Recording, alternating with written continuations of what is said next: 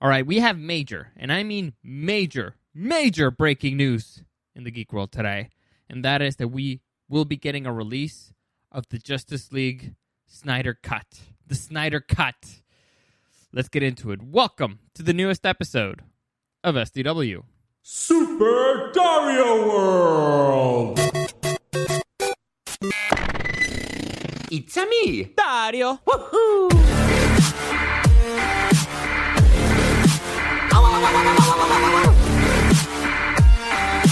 Let's go! All right, so first off, I got to give a big shout out to P1, to a listener, Fabian, for sending me this story. It's something that I've talked about quite a bit on the show, but I already had a plan for today, all right? And ironically enough, I was going to talk about DC, but I'm going to save all of that for tomorrow because this is pretty big news. So thank you to that. And before I forget, any comments, questions, or suggestions, you can find me at Dario the Show on Instagram or at SuperDario_World. Also, follow my Facebook page, Super Dario World. I update everything there. I also update the links to the newest podcast that I do. I do other podcasts. I do one with my brother, Super Dario Brothers. We did one yesterday. He broke down his list of his favorite top 10 favorite animes of all time.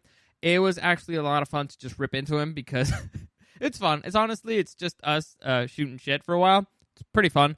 Even if you don't know much about anime, it was fun. And apparently on Thursday, I have to make my own list. So we'll be updating things regularly there. I'm also going to it's the big return of my podcast in Spanish. It'll be back this Saturday. So you can find those pretty much everywhere, iTunes, SoundCloud, everything, the iHeartRadio app. But if you want to keep update on everything in one spot, that is my Facebook page, Super Dario World. All right, so let's get into it. Big stuff happening. And so I'll read you the immediate headline. And that is that, well, I'll give you the backstory first. I think that'll make more sense. So for those of you who don't know, Zack Snyder is a director, and he directed a couple of pretty successful films. Among them, I think the most popular ones would be Watchmen, or that's the movie that came out, I believe, 2004? Close? No, even later than that. And point is, he directed the Watchmen movie, and before that, I think he became famous for directing the movie 300. It's a great movie. I love that movie. It's full testosterone. It's awesome. And so, it's got a bunch of shirtless buff dudes for the ladies. So it's got something for everybody. Anyway, this dude's famous for having kind of like a darker style. And when he was hired on, later on he got hired to take on the DC cinematic universe, and he was going to start it with The Man of Steel. Now, The Man of Steel apparently is a very controversial movie because either you love it or you hate it. I remember I walked out of there and I loved the movie. I loved every second of it. I loved that it was a darker Superman. Usually Superman is too much of a Boy Scout for my taste, but this one it's a darker take on Superman. I really liked Henry Cavill's take on it. And the thing that I remember walking out of that theater, and I was talking with my friends, and I overheard people talking, and some of the things that they were saying was like, "Nah, it was just too much action," and I was just like, "What the fuck is wrong with you? How can you?" The problem with all the other Superman movies is that there wasn't enough action. So you complain that there was too much. The battle in Smallville was great. Everything was great. Also, it has a Superman that actually killed the villain with his bare hands to save people, so it completely changed the character, and that's the thing that they were sending us. It was a clear message. This is not your friendly neighborhood Superman, okay? Friendly planet Superman, because friendly galaxies. Well, dude's around. He moves around. But I like to take on it. Then we got, Batman v Superman, Dawn of Justice, which also a very controversial film, and I've defended this movie to death, and I'll keep defending it if you watch the extended cut. Don't watch the regular cut. The regular cut, the cinematic version, sucks. Well, it's bad, and it's because they took 30 minutes off the film, and it's PG-13. The extended cut has 30 more minutes and in those 30 more minutes, you get more Doomsday, you get more of Lex Luthor's plan, which explains what the fuck is going on in the movie, and you get more Clark Kent. I don't mean Superman, I mean Clark Kent. The whole movie makes way more sense. Also, it's rated R. So the regular cinematic version, 30 minutes less, and rated PG-13. The extended version, more action, it explains the story, you get more character development, and it's rated R. So please, I highly recommend it. Also, there's a big critique that came out from that movie, and it's because, I don't know why, the whole Martha thing just came out of nowhere. I remember people, they were like complaining, like, oh, well, how's the Martha thing going to stop you, blah, blah. That made no sense. And I guess I should have said spoiler alert, but whatever. I guess they didn't really explain it. So spoiler alert. But yeah, the whole Martha thing. And it's like, dude, we knew their names. we knew their names for a pretty long time ago. It wasn't like a big reveal or anything. We already knew their names. I mean, if you followed any of these characters for any amount of time. But the thing here is like, why would that stop Batman? And also, why do we keep getting flashbacks of his story, blah, blah. It's boring. We already know it. The director was sending audiences a pretty clear message. The reason why we kept seeing, or the reason why Bruce Wayne kept having nightmares of that day, kept having nightmares of our parents, the director's telling you something. This is his trauma. He hasn't gotten over it. Dude's a 50-year-old man, and he still thinks about that every day. So, the reason why, and so what he's trying to tell you is this is prevalent in his mind. It'll shock his system. So the fact that the dude that, remember, Batman has the rule that he doesn't kill, right? Or at least in that movie, I'm pretty sure some dudes died, especially in the car scene in the beginning, but he didn't kill them directly, all right? At least that's his rule. He doesn't kill people directly. Here, he's going to directly kill somebody. He's going to commit murder, right? And the thing that stops him is, imagine you're about to break your one and only rule, the most important rule you've ever had, and somebody mentions the name that you directly associate with your life's biggest trauma. It would give you a little bit of pause. So I've always defended that movie. I really liked the extended version. All right, the extended version. So after that, it was announced that Zack Snyder also directed Batman v Superman. It was announced that he was going to be directing the Justice League. And halfway through, or maybe, I guess, a little bit more than halfway through, Zack Snyder pulled out of the movie because there was a tragedy in his family. I believe his daughter died. If I'm not mistaken, his daughter died. And so he was like, I can't finish this right now, and I got to focus on my family. And he did. So completely respectable. I understand. I would not have been able to keep working either. And I would not. It's really funny. When something taints your work, like well it happens to creative people, and if it happened to me, actually, like I was writing a story and then something happened in my life and I was like, I don't want to be associated with this thing anymore because it just keeps reminding you of something negative. So I could understand him wanting to walk away for that and not wanting to come back. However, that movie was almost finished, and so they hired another director to finish it, and the director that they hired is actually one of my favorite directors of all time. Well, one of my favorite creators of all time, and that was Joss Whedon. Joss Whedon created the TV show Buffy the Vampire Slayer, Angel. He also directed the first Avengers movie and the second one. So dude is a big name in like the geek world. And so most of the fans were like, okay, if anybody has to take over this project, it's okay if it's Joss Whedon, especially Joss Whedon had just come back from the success of the Avengers. So it's all right. So he moved on from the Avengers into Justice League. We could see it. He's going to just basically finish out the film. There were concerns because Joss Whedon and Zack Snyder have very, very different styles. Joss Whedon is more of a funny guy. He likes making things a little bit more action comedy. Zack Snyder is way darker in his approach to things, which is overall the feel of the DC Cinematic Universe up to that point. So there were some concerns, and when the movie was released, it was a total shit show. Honestly, there's very, very few things that you could defend. I mean, it has its moments. For example, I was a big fan of the introduction of Jason Momoa. I liked Ezra Miller's Flash, which is a very different take on Flash. Extremely different take on Flash. I even like Cyborg. So it has its moment. It had its good things. However, the big knock on it, and I mean huge knock on it, is first off, the villain sucked. Steppenwolf looked ridiculously bad. And I mean ridiculously bad. Like it's like they had no budget for him, and it was truly embarrassing. And the other big knock here is that you could very clearly tell that this is a movie with the way that I said it, you could tell that it had two daddies, right? Because at one point you could kind of see, you can see the Snyder vision, and some scenes you just saw the Whedon vision, and they did not mix very well, right? As I said, one is kind of darker, one is goofy. They did not mix well, and it has a whole bunch of really major missed opportunities. It doesn't really make sense overall. Like, my big complaints of it, besides the villain, because if you guys remember, everything is, if you guys know anything about me, is that I'm a big villain guy. To me, and a good superhero movie, any good hero movie needs a great villain. All right, that's who you have to overcome.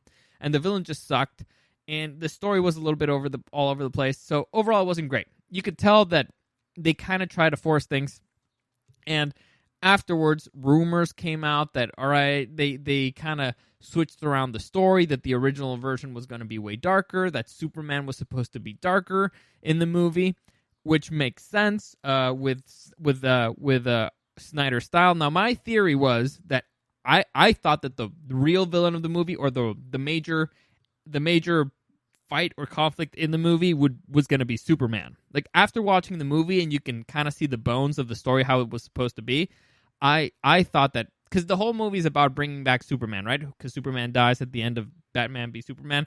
And I already said spoiler alert earlier, so sorry. Actually, no, not sorry. I said spoiler alert, so whatever.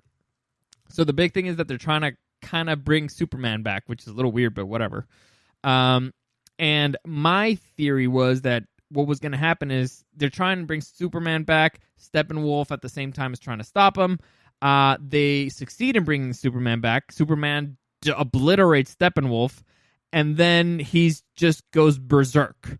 And the big fight, the big climax of the movie was going to be the Justice League trying to stop Superman, or save the world from Superman, save Superman from himself. I thought that was going to be... those are the bones that I saw in there, what I thought the original movie was supposed to be.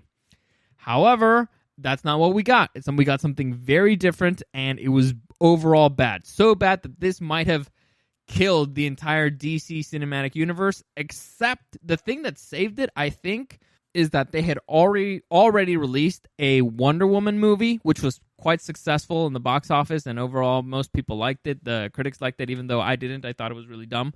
Well, it had its moments, and it's, again, a huge, major missed opportunity, but I'll get it. I could break that one down another time. And the fact that Aquaman was almost done as well. It was almost a sure thing. I think it was going to come out in less than a year, which means that they already had most of the things done. And that was a success. And then it was followed by Shazam, which also was a success. So the independent movies had been mostly successful in the box office. The problem is that the big names, Batman v Superman and Justice League, even though they were financially successful, they were critically panned. And that's because the best versions of them had not hit theaters. Anyway, where was I? So it was probably safe because of that, but the movie was overall a mess. It was a huge, huge mess, and the big issue here is that you can clearly tell that there were two clashing visions here, and it was not what was originally supposed to be released. Now, as time has passed, a few years have passed, rumors started coming out that there was actually a Snyder Cut of the Justice League. It's called the Snyder Cut, and it started trending on Twitter. It started trending on social media, and slowly but surely, some of the stars of the movie started jumping on it. Gal Gadot jumped on it. Ben Affleck jumped on it, and so more and more people started asking for the Snyder Cut. This thing got exacerbated when Zack Snyder himself confirmed these rumors, because there were rumors before, and he actually showed a picture of the reel saying the Snyder Cut. I think it's a Justice League Snyder Cut. I don't even remember, but the point is he confirmed that it actually exists. Now, most people did not expect anything to come out of this, me included, because, well, that's not true. I remember when I talked about this, because I remember I talked on the podcast about him releasing the picture, but I thought it would be a very, very bad idea not to release it, because it's a huge financial opportunity for them, right? Even if they say, no, this has nothing to do with the DCCU, but this is for the fans. And but experts on the field kept saying, no, we don't think it's going to happen. We don't think it's going to happen. They're probably just riling up fans for something else. But earlier today, I think less than an hour ago. Well, no. Yeah, I think less than an hour ago. It's been confirmed that the Zack Snyder cut of the Justice League will be released. Now, this will not come out in theaters. It'll be released on something else. And the way that they're doing this, I think, is genius. It's really extremely, extremely clever. So, for those of you who care, it is confirmed that the Justice League Snyder Cut will be released exclusively on HBO Max, which is basically the HBO. It's the equivalent of Disney Plus, but for HBO, right? It's going to be their own streaming service, their own streaming app, and everything. So, why is this an extremely smart idea?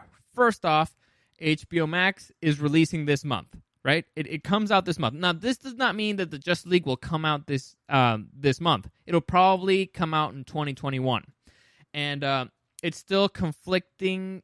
We have conflicting information. We don't know. Honestly, we don't know what it's going to be yet.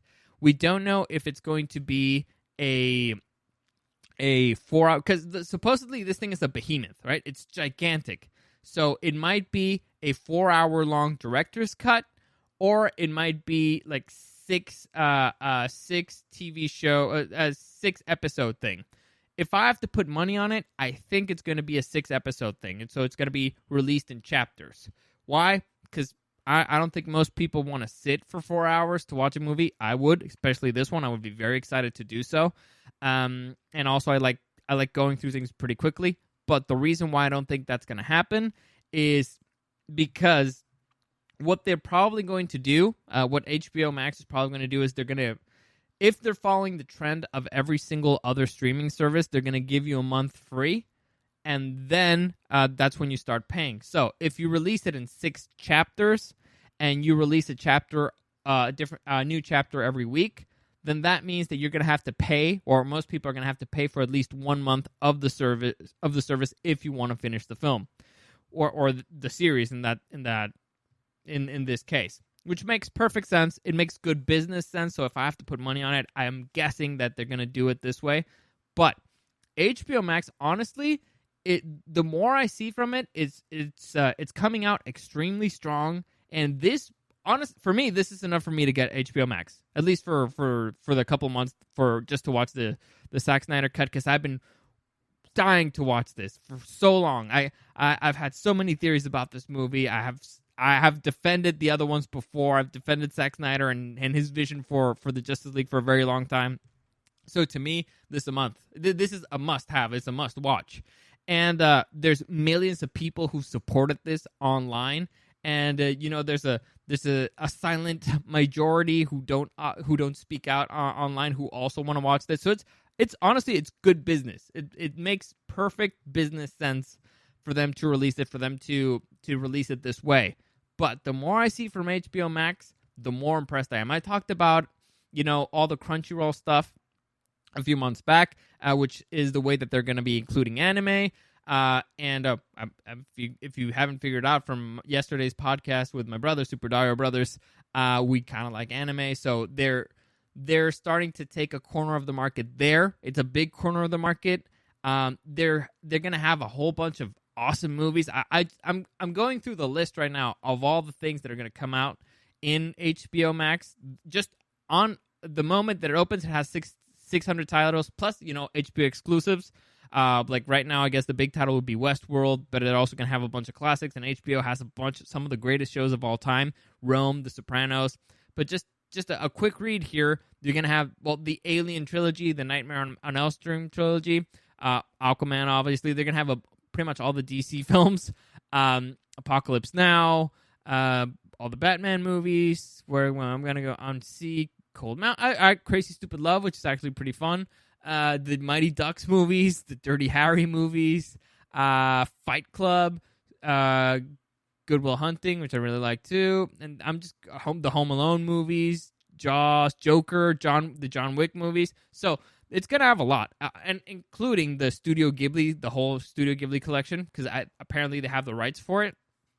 So this thing is coming out strong, and it might be one of the bigger contenders for the streaming wars. Honestly, I think they're easily going to beat out all the CBS one and all those other dumb ones because nobody really cares about those. They haven't really offered you anything special. This is something extremely special, and I think their aim is they're going for the geek community. Again, I'm just speculating here, but looking at the trend, looking at the titles that they have, they're kind of going for geeks, and they're keeping and also they're creating and also kind of for kids for some reason because apparently Elmo's going to have a talk show, the not too late show with Elmo, but they're going to have original series. There's a couple of big ones that really caught my eye. Right, the first one is Dune Sisterhood, which will be a spin-off series based on the movie Dune. Now, Dune is a ginormous story. It's actually a series of books. The movie is supposed to be gigantic, but and I expect that to be the best movie of this year. I'm holding on to that Dune. And if HBO already plans on having a spin-off series for it, I am 100% in. And it's the pilot is actually going to be made by the director of the movie, Denis Villeneuve, who's a legit director, one of the best sci-fi directors out there, at least so far. It depends on how he treats Dune. If he treats Dune well, and if he's successful with it, he might be the best working sci-fi director right now, maybe of all time. And I'm not even kidding. I'm not exaggerating. I tend to exaggerate stuff. Not this time. I'll give him the title. But another title that caught my eye. This is from one of the. Is he the reigning? No, one of the other greatest sci-fi directors of all time, Ridley Scott. He's going to have a new show. He's producing a new series called Raised by Wolves. And the premise of this show, again, another HBO Max exclusive, is that the premise, it's androids are tasked with raising human children on a mysterious planet, which sounds awesome. It sounds awesome, at least to me. So, and what I like is that HBO does not skimp out on budgets, and they don't give a fuck. They are rated R, so they're not afraid to take risks or to just say the F word or whatever. I don't know why I said the F word, but whatever. They're not afraid of nudity. They're not afraid of anything. So I'm very excited for this. Honestly, to me, HBO Max right now is a must-have, particularly as soon as Justice League, the Snyder Cut, comes out, because I've been waiting for it forever. It's coming out at the end of this month, I believe the 27th. Right now, if you get it for 12 months, you can get it for $11.99, which is honestly not bad. But I'm very excited for this. I don't know about you. I'm very excited. If I'm having to make predictions, which I like making predictions, I've been claiming that Netflix is going to disappear eventually. Well, it's not going to disappear, but it's going to no longer be the reigning champ here anymore. And if I have to make a guess, I think HBO is going to take over Hulu and Netflix, because HBO Max is also going to be showing you up to date episodes of some of your favorite TV shows. So it's going to do what Hulu does, and it's going to do what Netflix does. So I think those two will be taken over by HBO Max, and I don't think it's going to take over Prime. Prime has made really good, high-quality stuff, and they can make money on the back end by selling toilet paper and stuff like that. So I don't think they're going to disappear, but this is they came to throw punches, man. I'm very impressed. So far, I'm very impressed. I'm looking forward to see what HBO Max, how it looks like overall and what it does next. So that's it for today. Hopefully you enjoyed that. Any comments, questions, or suggestions, you can find me at Dario the Show on Instagram or at SuperDarPeriodWorld. Thank you for listening, and I'll see you again next time.